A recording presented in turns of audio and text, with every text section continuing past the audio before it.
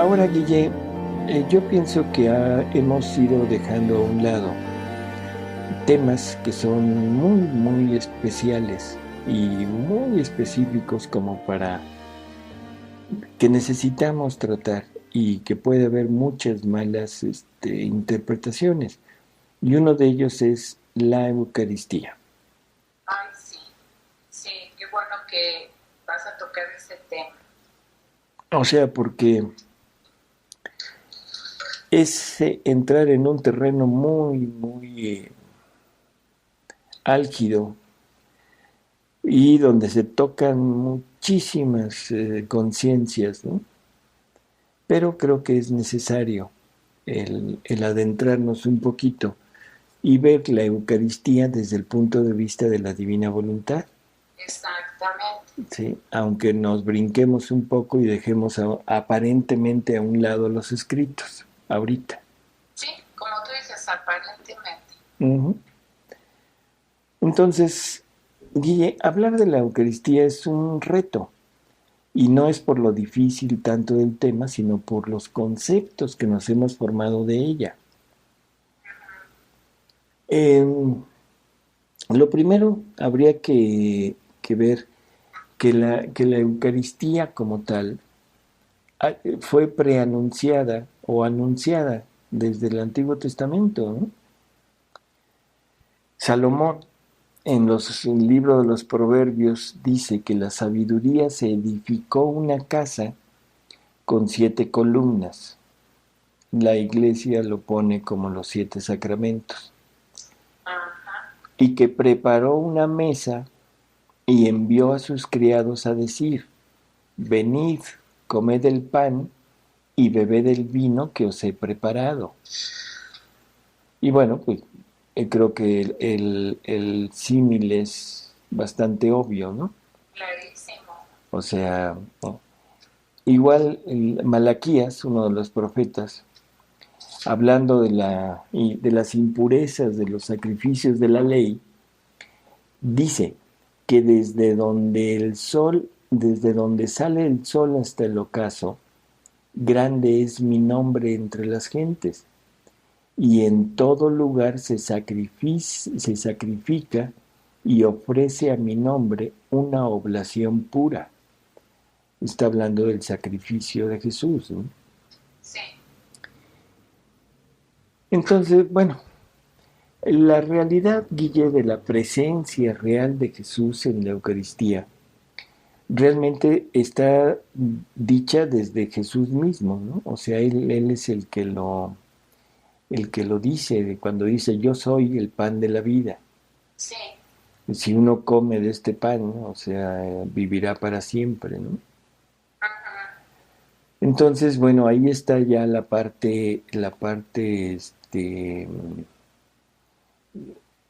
¿cómo diríamos? Descriptiva. Y luego también Jesús dice que el que come mi carne y bebe mi sangre tiene vida eterna. Sí. Sí, todo esto en el Evangelio de Juan, que Juan es el evangelista que se ha ganado a pulso el nombre del evangelista eucarístico, porque resalta mucho esta parte. Ajá. La Eucaristía, Guille, también fue instituida por Jesús en la última cena, ¿no? Cuando Jesús toma el pan, lo bendice, lo parte y se los da a los discípulos, a todos los apóstoles, diciéndoles, tomen y coman, esto es mi cuerpo. Y luego el cáliz, donde les dice también, esta es mi sangre. O sea, hace una referencia exacta de lo que... Bueno, entonces, desde que se instituyó la Eucaristía, Guille, ha sido el objeto de veneración y de respeto en la iglesia, ¿no? Porque siempre se ha aceptado y se ha definido como que es la persona de Jesús que de alguna manera la iglesia ha puesto la palabra transubstanciada, o sea, el pan, el cuerpo de Cristo, o sea, es una transubstanciación del pan y del vino en el mismo cuerpo de Jesús, en la sangre, en su alma, en su divinidad. O sea, es un Jesús vivo, real, ¿no? Ajá. Pero, y aquí empiezan las cosas, Guillem.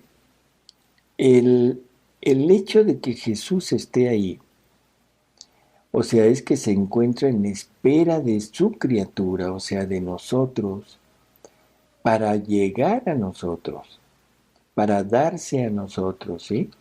Como alimento para nuestro crecimiento, o sea, un crecimiento espiritual y darnos los medios necesarios para nuestra salvación, ¿de acuerdo? Sí. Y también darnos los bienes que vamos a disfrutar en la vida eterna, cuando menos así lo define la iglesia. Sí. Dice, pues si no es tomado como alimento, no se podrá tener parte con él en la vida eterna.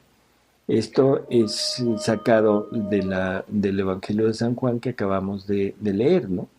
Ajá. Juan Pablo II, Guille, en una encíclica de la Iglesia de Eucaristía, dijo que la Iglesia vive continuamente del sacrificio redentor y accede a él no solamente a través de un recuerdo lleno de fe, sino también en un contacto actual, puesto que este sacrificio se hace presente, perpetuándose sacramentalmente en cada comunidad que lo ofrece por manos del ministro consagrado. O sea, se está refiriendo a la Eucaristía. O sea que es una continuación del sacrificio de Jesús a través de este sacramento. ¿De acuerdo? ¿Sí? Entonces, este sacramento, al igual que todos los demás, o sea, los otros 6, están orientados, Guille, a la salvación del hombre. Y la- esta salvación es lo que hemos tomado siempre como finalidad de nuestra existencia y que es la finalidad de la acción de Dios hacia su criatura. Cuando menos así lo teníamos contemplado, ¿no? Ahora, visto de esta manera, este sacramento de la Eucaristía debe ser tomado como la cumbre y el centro de la iglesia. Esto es importante porque de alguna manera es la forma que tenemos más real de poder acceder a Jesús. ¿Sí? Entonces todo esto viene en esta encíclica de Juan Pablo II, donde voy a leer algunos de los pedacitos que pues, nos pueden dar una idea importante de esto. Dice, del misterio pascual nace la iglesia. Precisamente por eso la Eucaristía, que es el sacramento por excelencia del misterio pascual, está en el centro de la vida eclesial. Esto dicho por Juan Pablo II. Después otro punto dice, por su íntima relación con el sacrificio del Gólgota, la Eucaristía es sacrificio en sentido propio y no solo en sentido genérico, como si se tratara del mero ofrecimiento de Cristo a los fieles como alimento espiritual. En efecto, el don de su amor y de su obediencia hasta el extremo de dar la vida es en primer lugar un don a su Padre. Ciertamente es un don en favor nuestro, más aún de toda la humanidad, pero don ante todo al Padre, sacrificio que el Padre aceptó correspondiendo a esta donación total de su Hijo que se hizo obediente hasta la muerte, con su entrega paternal, es decir, con el don de la vida nueva e inmortal en la resurrección. Si lo desglosáramos, Guille, estaríamos entendiendo que la Eucaristía es la forma que Jesús tiene para continuar en su trabajo de redentor, o sea, ofreciéndose esa continuación de su sacrificio al Padre para que continúe accediendo o no accediendo, sino cediendo el perdón y un sacrificio hacia nosotros para llegar y dotarnos con todo lo necesario para poder salvarnos, ¿no? Otro punto dentro de esta misma encíclica dice la incorporación a Cristo que tiene lugar por el bautismo, que esto ya lo habíamos comentado. El bautismo es lo que perdona el pecado original, es el injerto en la vida de Cristo, ¿no?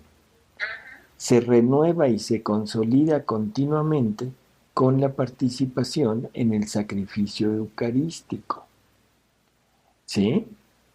Entonces, es como una continuación del bautismo, una forma de no salirnos de ahí, que esto también ya lo teníamos contemplado. El bautismo nos confiere esta gracia de estar injertados en la vida divina, pero el pecado nos puede sacar. Entonces tenemos la penitencia como sacramento para que se nos perdone, para poder acceder nuevamente a la vida divina a través de la comunión. Y luego Juan Pablo II también dice que si la Eucaristía es centro y cumbre de la vida de la Iglesia, también lo es del ministerio sacerdotal. Por eso, con ánimo agradecido a Jesucristo nuestro Señor, reitero que la Eucaristía es la principal y central razón de ser del sacramento del sacerdocio. Así que ahora ya pone a la Eucaristía como vida de la Iglesia, como centro de la Iglesia y como centro del sacerdocio, ¿no? Y lógico, o sea, tiene que hacer referencia a que este sacramento es con lo que se pone como la ordenación de los discípulos. Es el momento en que Cristo los inserta, los injerta en en su propia iglesia como jerarquía. ¿Sí? Y por último, Juan Pablo II dice que la Eucaristía se manifiesta como culminación de todos los sacramentos, en cuanto lleva a perfección la comunión con Dios Padre, mediante la identificación, ay, perdón, es mi eterna garganta mala. Entonces, mediante la identificación con el Hijo, unigénito por obra del Espíritu Santo. ¿Sí? Y alguien dijo que con preferencia respecto a los otros sacramentos, el misterio de la comunión es tan perfecto que conduce a la cúspide de todos los bienes. En ella culmina todo deseo humano, porque aquí llegamos a Dios y Dios se une a nosotros con la unión más perfecta. Bueno, creo que esto que pone su santidad Juan Pablo II en su encíclica, nada más dice un insigne escritor de la tradición bizantina, pero no dice quién. Pero como que concretiza todo lo que se ha dicho, ¿no? O sea, es tan perfecto que conduce a la cúspide de todos los bienes. Bueno, visto de esta manera, Guille, tenemos que entender primero que la Eucaristía es la presencia de Jesús en la tierra. O sea, es una presencia real de Jesús. Y yo aquí quisiera empezar a hacer ciertas analogías. ¿A qué le llamas tú Eucaristía, Guilla? Eucaristía, pues a la presencia real de Jesús en las especies. En la especie, exactamente. O sea, empezamos a identificar a la presencia de Jesús con la especie. con la hostia. ¿De acuerdo? Sí. Bueno, yo a donde quisiera conducir esto es a lo siguiente. El valor de la Eucaristía es la presencia real de Jesús. Ahora, la Eucaristía como la conocemos ahora en la actualidad, o sea, la hostia, es el vehículo que este Jesús completo, cuerpo, sangre, alma y divinidad, presente ahí, usa para poder llegar a mí y cumplir sus palabras, que tienen que comer mi carne y beber mi sangre. O sea, poder tener acceso a Él y que Él pueda venir a habitar en nosotros. ¿De acuerdo? Pero la Eucaristía yo la definiría como la presencia real de Jesús. Bueno, con esto, Guille, quisiera yo simplemente decir lo siguiente, o sea, la idea que hemos tenido de la Eucaristía es ese sacramento que es para la salvación de la familia humana. ¿Sí? Y sin embargo, la consecuencia de recibirlo es la unión de Dios a su criatura en la manera más perfecta que se podría pensar o imaginar, aunque siempre desde la perspectiva de la salvación. No, no había más. Era un Jesús entrando en ti y que lo tenías totalmente a tu disposición dentro de ti. ¿De acuerdo? Y esto lo podríamos comparar a San Pablo diciendo, ya no soy yo quien vive en mí, es Jesús quien vive en mí, a una unión, a una unificación de voluntades como en San Juan de la Cruz, o a la encarnación mística de Conchita Cabrera de Armida, en que Jesús le dice, quien te toca a ti, toca al verbo.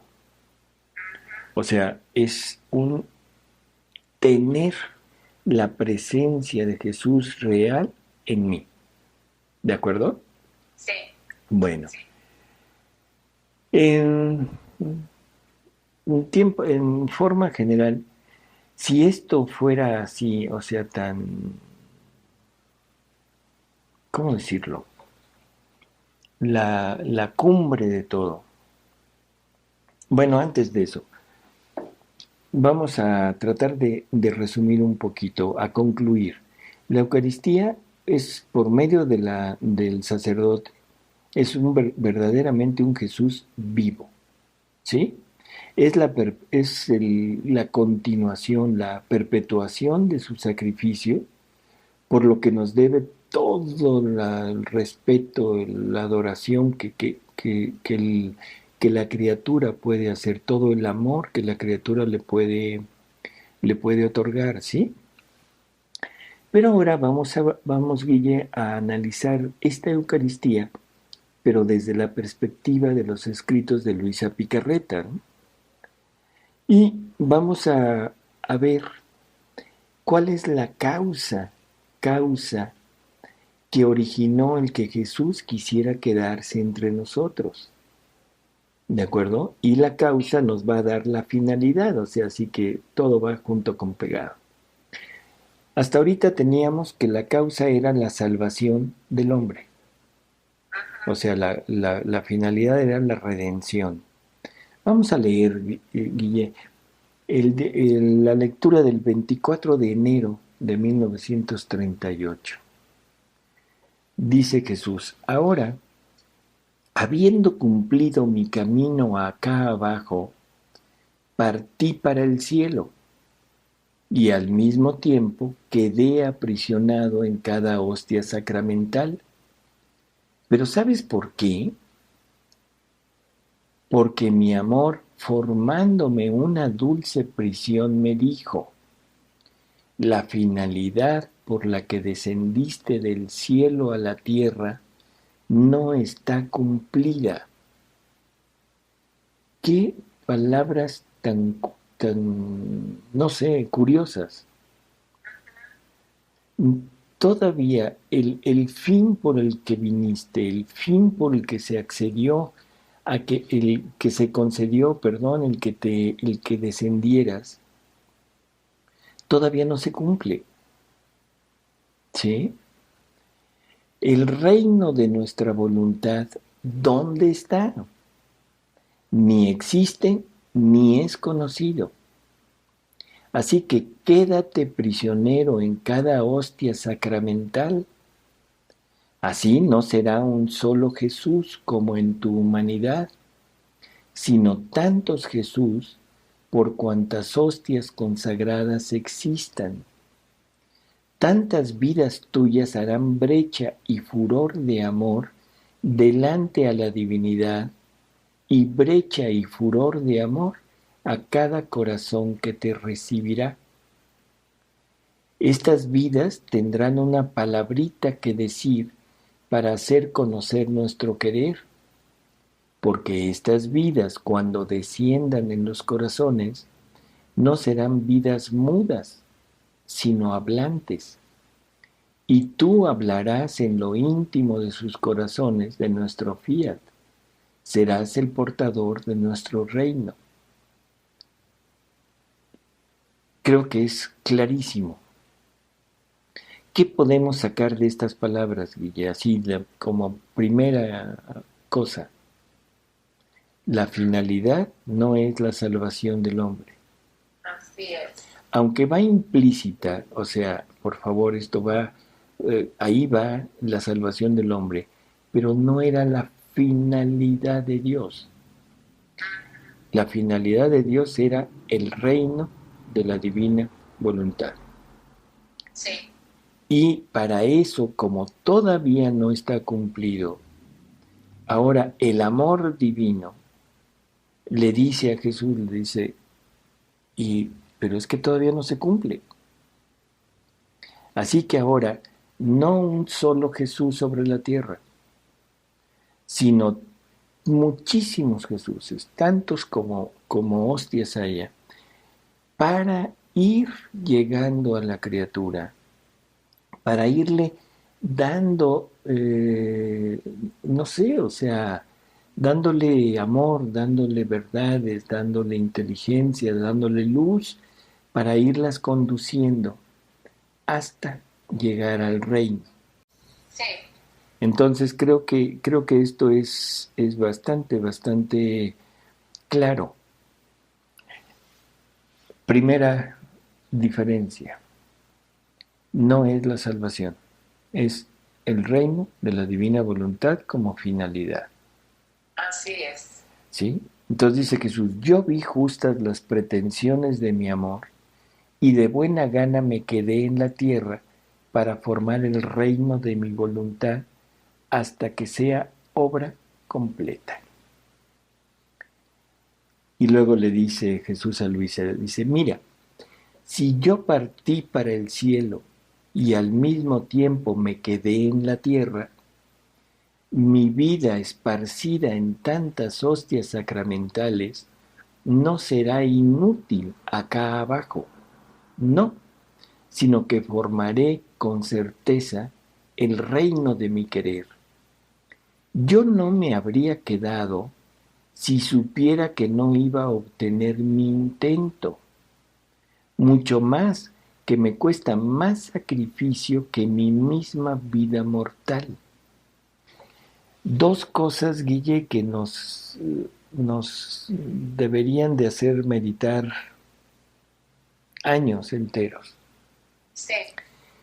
No se habría quedado en el sacramento de la Eucaristía si no hubiera sabido con certeza que el reino de su querer, el reino de su voluntad, se iba a formar.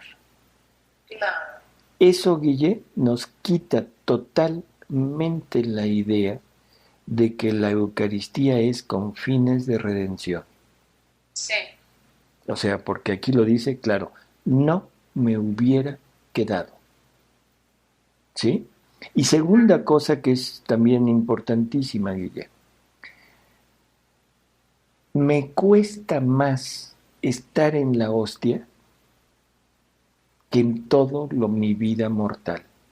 Sí, Y luego le dice, cuántas lágrimas secretas, cuántos amargos suspiros en medio a tantas llamas de amor que me devoran. Dice, quisiera devorar a todos en mi amor para hacer resurgir a nueva vida a las almas que deben vivir en mi querer divino. ¿Sí? Quisiera devorar a todos en mi amor para hacer resurgir a nueva vida a las almas que deben vivir en mi querer divino. Desde el centro de mi amor saldrá este reino. Él quemará los males de la tierra. No pondrá atención a nada, sino solamente se tomará en cuenta a sí mismo. Armará su potencia y con tantas victorias suyas vencerá nuestro reino en medio de las criaturas para dárselo a ellas.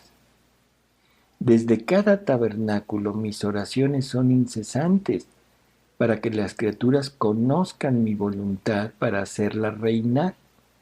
Y todo lo que sufro, lágrimas y suspiros, los envío al cielo para mover a la divinidad a conceder una gracia tan grande.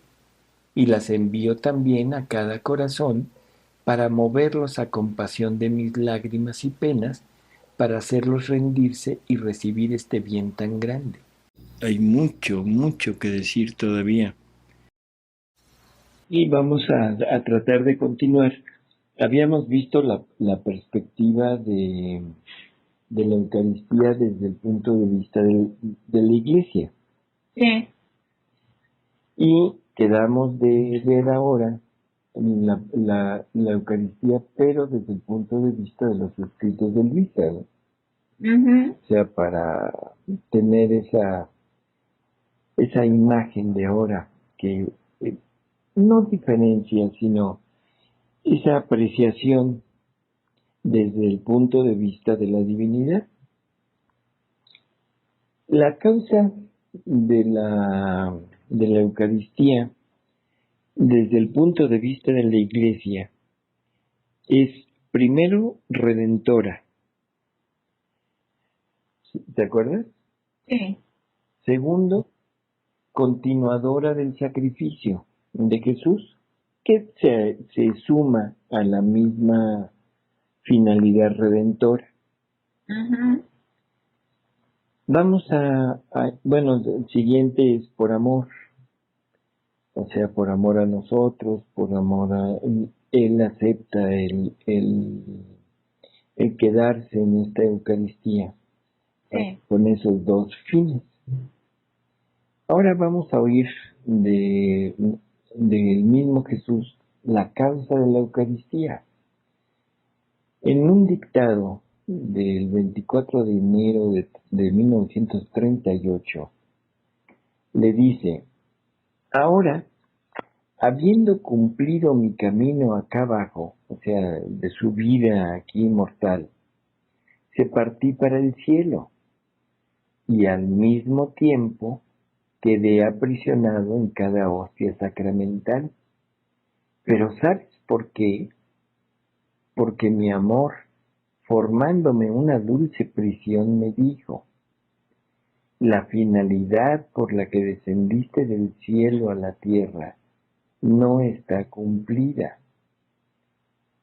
¿Qué palabras tan curiosas?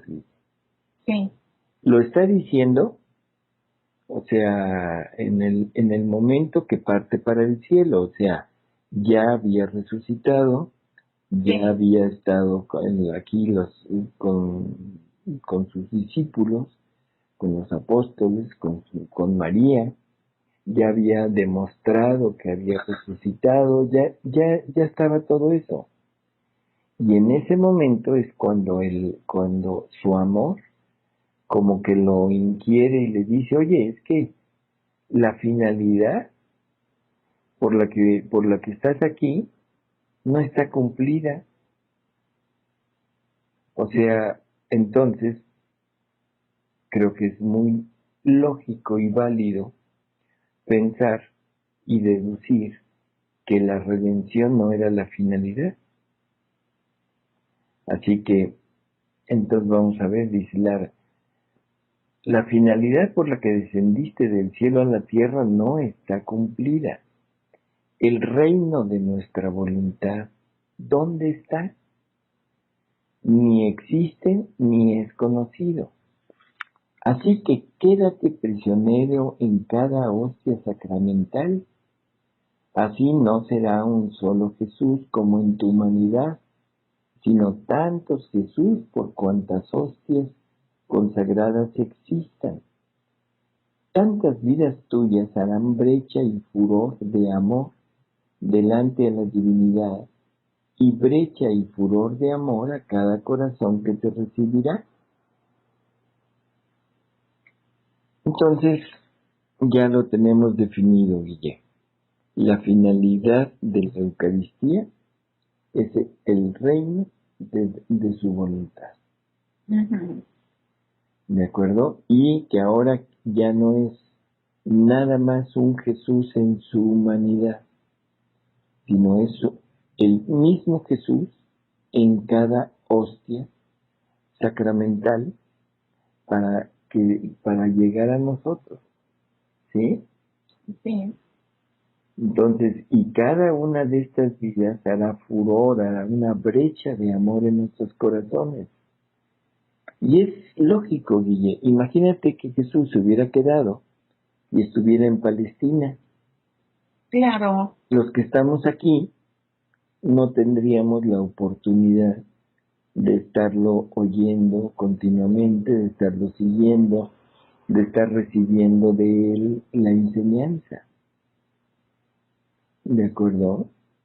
así es. Incluso en un capítulo ya de los últimos volúmenes, Jesús le habla un poquito de esto a Luisa, de que le dice que no sería un digno rey que tuviera, por ejemplo, 100 reinas y solo pudiera estar con una reina a la vez. Las otras reinas estarían tristes porque no tienen a su rey. Porque no tienen a su rey, exacto. Entonces, la humanidad de Jesús, en este sentido, hubiera sido incapaz de abarcarnos a todos. Claro, Y digo en este sentido porque era una humanidad que se vio cercada por los límites de la materia. O sea, era una vida divina, pero que se sujetó a los límites de la materia. ¿sí? Y del espacio-tiempo. Así es. Entonces ahora, en la Eucaristía, es una humanidad que tiene la capacidad de poderse multiplicar por cada uno de nosotros. Y tantas veces como la criatura lo decida, para que ella venga y nos llene de amor, nos haga partícipes de este amor que nos tiene, y que ese amor nos transforme a nosotros. ¿De acuerdo? Así es. Dice, estas vidas tendrán una palabrita que decir para hacer conocer nuestro querer, porque estas vidas, cuando descienden en los corazones, no serán vidas mudas, sino hablantes. Y tú hablarás en lo íntimo de sus corazones, de nuestro fiat, serás el portador de nuestro reino. Qué maravilla, Guille, qué maravilla el que Jesús llegue a nuestra vida para hablarnos, pero al mismo tiempo de que qué maravilla, qué afrenta le hacemos, que no lo dejamos hablar, Así es. lo dejamos en soledad, porque Él quiere venirnos a hablar de su reino, a hablarnos de Él, de su voluntad, a irnos preparando, a irnos dando todo lo necesario, y nosotros no lo dejamos hablar y somos nosotros los que hablamos. Así es. Él nos quiere dar vida divina, yo le pido vida humana. Él me quiere quitar los bienes humanos para darme los divinos, y yo voy y le pido más bienes humanos. Así es. Qué incongruencia, ¿verdad, Guille? Ay, sí. Y qué terrible cuando te cae el 20 de todo eso. Ujú, exacto. Cuando te das cuenta que lo que pides es exactamente lo que Él te quiere quitar, Así es. y lo que no pides es lo que Él te quiere dar, y lo que vale la pena es lo que no queremos pedir, y lo que no vale la pena es lo que estamos pide continuamente. Entonces, es un Jesús que llega a tu interior y que quiere primero ser pagado, ser correspondido por el haberse quedado en la Eucaristía. ¿Sí? O sea, Sí, como que esa es una de sus principales misiones. Y la ujú, segunda es comunicarnos todo lo necesario para llegar a este reino de su voluntad en la tierra. Entonces, tú hablarás en lo íntimo de sus corazones, de nuestro fiat, serás el portador de nuestro reino. Dice yo, bueno, sigue Jesús, dice, yo vi justas las pretensiones de mi amor, y de buena gana me quedé en la tierra para formar el reino de mi voluntad hasta que sea obra completa. Bueno, sin comentarios, ¿no? clarísimo.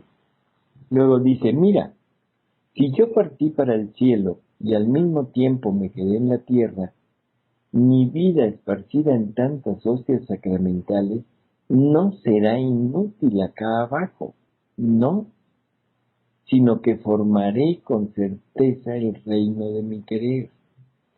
Yo no me habría quedado si supiera que no iba a obtener mi intento, mucho más que me cuestan más sacrificio que mis penas, que mi misma vida mortal. Y ya luego enumera lo que hace, ¿no? Dice cuántas lágrimas secretas, cuántos amargos suspiros en medio de tantas llamas de amor que me devoran. Y si quisiera devorar a todos en mi amor, para hacer resurgir a nueva vida a las almas que deben vivir en mi querer divino. En fin, creo que debemos reconsiderar un poco, ¿no?, nuestra perspectiva de la Eucaristía. Sí, cómo no. Y de veras que cómo es importante el conocimiento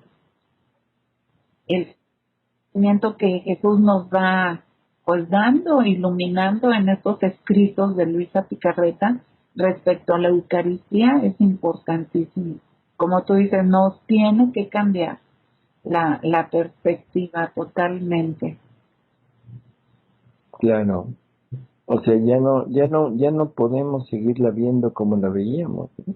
Sí, Ahora la vemos con más veneración, con más amor, con más respeto, o sea, tiene que ir creciendo. y el deseo de no prescindir de ella en cuanto no sea posible acudir, ¿no? Pues sí, o sea, en la medida que hasta donde yo pueda, haré todo lo posible por no quedarme sin Eucaristía diaria. Ujú. Sobre todo también pensando que somos el alma que vive en su voluntad, es la única que le puede pagar por haberse quedado en el pan. Ujú. Entonces, ahora me debe mover el irle a pagar a él por el haberse quedado en nosotros, le digo, para nosotros. Claro. Bueno, Y pues valiosísimo todo lo que nos has compartido sobre la Eucaristía. yo creo que queda bastante claro lo que significa y debe significar la Eucaristía para todos aquellos que estamos queriendo vivir en la divina voluntad. Claro, así es. Y dice Jesús en otra fecha, dice, me he cubierto de velos eucarísticos para no infundir temor. Eso, Porque imagínate si no se recubre y que viniera con toda su majestad como ya es ahora, con todo el poder, la gloria de la que es poseedor, nos definitivamente nos, eh, nos asustaríamos y pues sí, seríamos incapaces de ni siquiera de levantar la vista. así es. No, y eso sería poco. Jesús dice en el Evangelio, ¿no? Mi Padre no quiere la muerte del pecador, sino que se convierta y viva, ¿no? Sino que se convierta y viva, exacto. Entonces él conoce que justamente nuestra naturaleza todavía necesita de, pues necesitamos tanto de Dios, que ahorita todavía no somos capaces de verlo y no morir. Así es. Bueno, entonces me he cubierto de los velos eucarísticos para no infundir temor. He descendido en el abismo más profundo de las humillaciones en este sacramento para elevar a la criatura hasta mí, fundiéndola tanto en mí de formar una sola cosa conmigo. Qué palabras tan impresionantes. Fundirla en mí para formar una sola cosa conmigo. Y con hacer correr mi sangre sacramental en sus venas, constituirme vida de su latido, de su pensamiento y de todo su ser. Tener a Dios, tener a Jesús como vida nuestra, Guille. O sea, Jesús que anima mis movimientos, que anima mis ideas, mis palabras, mis pasos, todo. Este es el vivir ya plenamente en la divina voluntad.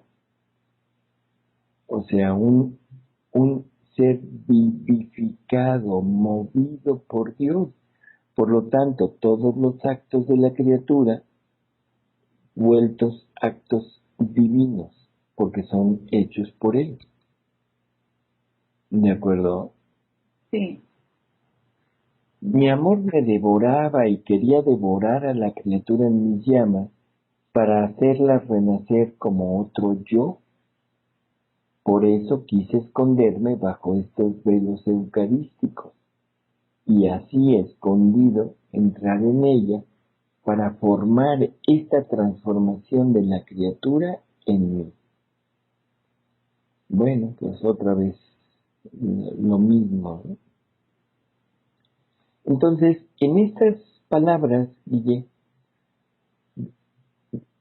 se define claramente la finalidad real de la vida eucarística de Jesús, ¿de acuerdo? sí, Que es la formación del reino de su voluntad obrante en las criaturas.